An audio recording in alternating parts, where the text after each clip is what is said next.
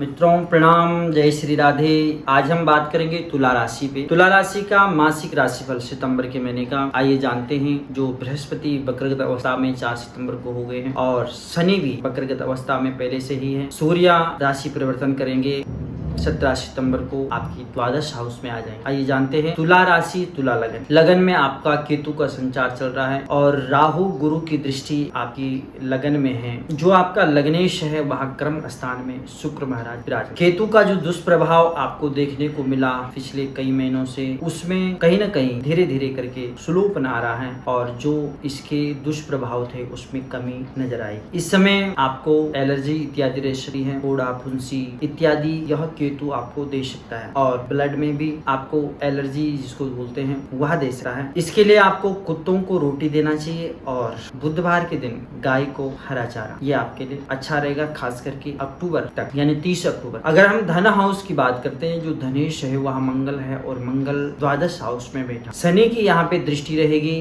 दशम दृष्टि शनि की रहेगी। लंबे समय से भूमि संबंधित जो कार्य आपके अटके हुए हैं उनसे आपको लाभ अवश्य मिलेगा, लेकिन मंगल के कारण धनागमन तो है, लेकिन मंगल के कारण आपको खर्चे भी यहाँ पे बरोबर दिख रहे हैं, क्योंकि धन का जो पूंजी का स्वामी है वह खर्चे के हाउस में बैठा है। अगर हम पराक्रम स्थान की बात करें, जो पराक्रमीश बृहस्पति है वह सप्तम स्थान में बैठा राहु के साथ। यहाँ पे गुरु, राहु और मंगल की दृष्टि रहेगी। मंगल चतुर्थ दृष्टि से आपके पराक्रम स्थान को देखेंगे और बृहस्पति और राहु आपकी 9वीं दृष्टि से आपकी पराक्रम स्थान को देखेंगे। व्यक्तिगत पुरुषार्थ में तो वृद्धि के योग हैं, लेकिन छोटी छोटी यात्राएं आपकी होगी और उनसे छोटा छोटा लाभ भी देखने को मिल रहा है। पुरुषार्थ में वृद्धि है, पराक्रम में वृद्धि है। आप अपने कार्य में कार्यरत रहिए, उसका लाभ आपको अवश्य मिलेगा। चतुर्थ हाउस की बात करें तो चतुर्थेश जो शनि है वह पंचमेश होकर के पंचम हाउस में बैठे हैं। चतुर्थ हाउस में शुक्र की दृष्टि बनी रही। कहीं न कहीं जो माता का वात्सल्य भाव आप पे एकदम से उमड़ करके आ सकता है, यानी माँ का सुख या माँ के साथ कई दिनों से आप नहीं रहे, कई महीनों से नहीं रहे, तो माँ का साथ आपको देखने को मिलेगा और माँ का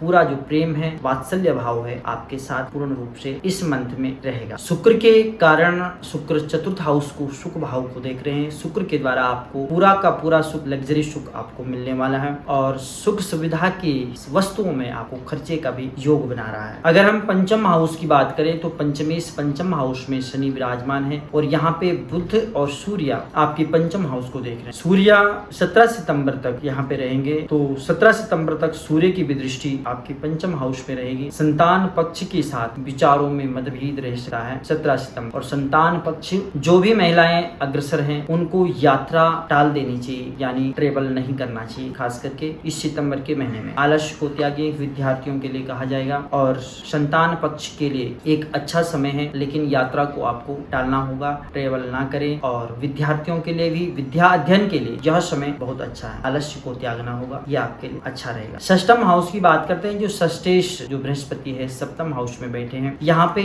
मंगल की दृष्टि रहेगी सप्तम हाउस में और सूर्य भी 17 सितंबर के बाद आपके षष्टम हाउस को देख। भूमि संबंधी कार्यों में आपको कर्जे का बढ़न बढ़ा सकते हैं, लेकिन अगर आपकी भूमि से या भवन से उस क्रय विक्रय में कोई आपको लाभ मिलता है तो उसी से वह कम भी होगा, यानी खर्चा आपका होगा, कर्जा आप लेंगे लेकिन वह अच्छी वस्तु में लेंगे। अगर आप मकान ले रहे हैं, कर्जा लेना पड़ा तो कोई बड़ी भारी बात नहीं। आप भूमि ले रहे हैं, अगर आपको कर्जा लेना पड़ा तो कोई बड़ी भारी बात नहीं। और आप पे कर्जा कई सालों से, कई दिनों से आप उस कर्जे के तले दबे हुए हैं। अगर आपका कोई मकान है या भूमि है, कई वर्षों से ऐसे ही वो आप बिकाना चाहते हैं लेकिन बिक्री नहीं हो पा रहा है, तो उसके लिए भी यहाँ पे अच्छा समय है और वह बिक्री हो करके आपके पास कोई पैसा आया और उसके द्वारा आपने कर्जे को अपना घटा दिया। दोनों तरफ से आपके लिए अच्छा है। शत्रु पक्ष आप पे हावी नहीं है, शत्रु पक्ष कमजोर नजर आएगा, लेकिन बेवजह लड़ाई झगड़ा इत्यादि इन चीजों से बचें, खास करके 17 सितंबर के बाद। हम सप्तम हाउस की बात करते हैं तो सप्तमेश जो मंगल है आपकी द्वादश हाउस में बैठे हैं। यहाँ पे राहु गुरु की स्थिति बनी हुई है, केतु की दृष्टि और मंगल की दृष्टि, मंगल भी अष्टम दृष्टि अपने सप्तम हाउस को देख रहे हैं। गृहस्थ पक्ष में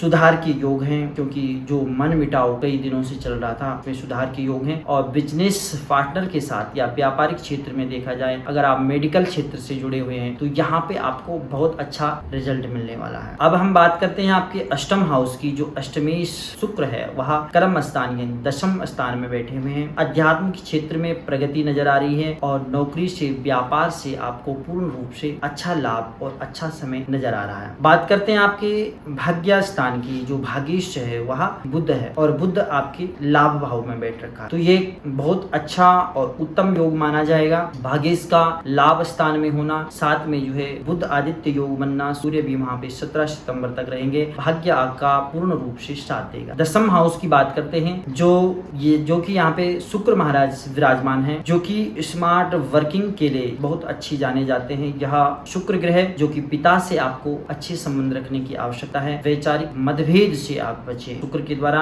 आपकी माता का जो सुख है आपको पूर्ण रूप से मिलेगा और साथ ही साथ पिता का सुख भी आपको मिलेगा, लेकिन विचारों में मतभेद न रखें। कई बार बड़े, हमारे माता पिता जो भी हमसे बड़े हैं, हमारे लिए कुछ बोलते हैं तो हमारी भलाई के लिए बोलते हैं, उसमें कुछ ना कुछ हमारे लिए अच्छा ही होता है। हमारी कभी भी ये सोच करके कि हमारे लिए जो भी बोलते हैं हमारी भलाई के लिए बोलते हैं, कभी वो हमारा बुरा नहीं चाहते हैं। इसलिए कोई बात हमें चुभ जाती है, हमारे विचारों में थोड़ा मतभेद हो जाता है, तो हमें उसको सामान्य लाने की परिस्थिति में प्रयास करना चाहिए। बात करते हैं आपकी एकादश हाउस की। तो जो लाभेश है वह सूर्य लाभ स्थान में ही 17 सितंबर तक रहेंगे। बुध यहाँ पे पूरे महीने विचरण करेंगे। यहाँ पे शनि यहाँ पे सप्तम दृष्टि से और गुरु और राहु की पंचम दृष्टि से आपकी लाभ स्थान को देखेंगे। अटके हुए कार्यों में सुधार होगा और लाभ पूर्ण रूप से आपको मिलेगा, खास करके। लेकिन लड़ाई झगड़े से आपको यहाँ पे भी मैं आपको कहूंगा बच के रहना चाहिए, खास करके 17 सितंबर तक। बात करते हैं आपके द्वादश हाउस की। जो द्वादशीश है वह बुध है और बुध आपके लाभ हाउस में। यहाँ पे सूर्य भी 17 सितंबर के बाद द्वादश हाउस में आएंगे और मंगल यहाँ पूरे महीने द्वादश हाउस में रहेंगे। खर्चा एक चरण सीमा पे रहेगा 17 सितंबर के बाद, लेकिन जो इनका स्वामी है, जो व्यय का स्वामी है, वह बुध है और बुध आपके लाभ स्थान में बैठा। जो भी खर्चा आपका होगा वह एक निवेश के रूप में होगा। आज आप खर्चा कर रहे हैं वही पैसा आपको लौट के आएगा, किसी न किसी रूप में। जहाँ भी आप पैसा खर्चा कर रहे हैं वहां से पैसा अवश्य आपको दे के जाएगा। ये आपको इस महीने कुछ उपाय करने की आवश्यकता है। आप माता दुर्गा माँ या काली माँ या सरस्वती माँ, अगर जो विद्या में रत है यानी विद्यार्थी पक्ष, उनको माँ सरस्वती के आगे घी का दीपक 21 दिन तक जलाना चाहिए और माता को व्हाइट चुनरी आप अर्पण करें। सरस्वती माता, अगर सरस्वती का मंदिर नहीं है तो आप घर में भी एक फोटो ला सकते हैं, उस पे एक सफेद रंग की चुनरी चढ़ाएं और उसमें धूप और दीप, घी का दीपक जला करके माता रानी से आराधना करें, प्रार्थना करें। और उसी में आपकी विद्या में जो रुकावटें आ रही हैं, बार बार आप जो आप करना चाहते हैं लेकिन वहां तक आप पहुंच नहीं पाते हैं, थोड़ी बातों से आप रह जाते हैं, तो ये आपका कार्य शीघ्र पूर्ण रूप से बनेगा। संतान पक्ष में जो लोग कई वर्षों से संतान पक्ष के लिए अग्रसर हैं लेकिन ऐसा योग संयोग नहीं बन पा रहा है, आप जन्माष्टमी के दिन यानी आप 7 तारीख को भी आप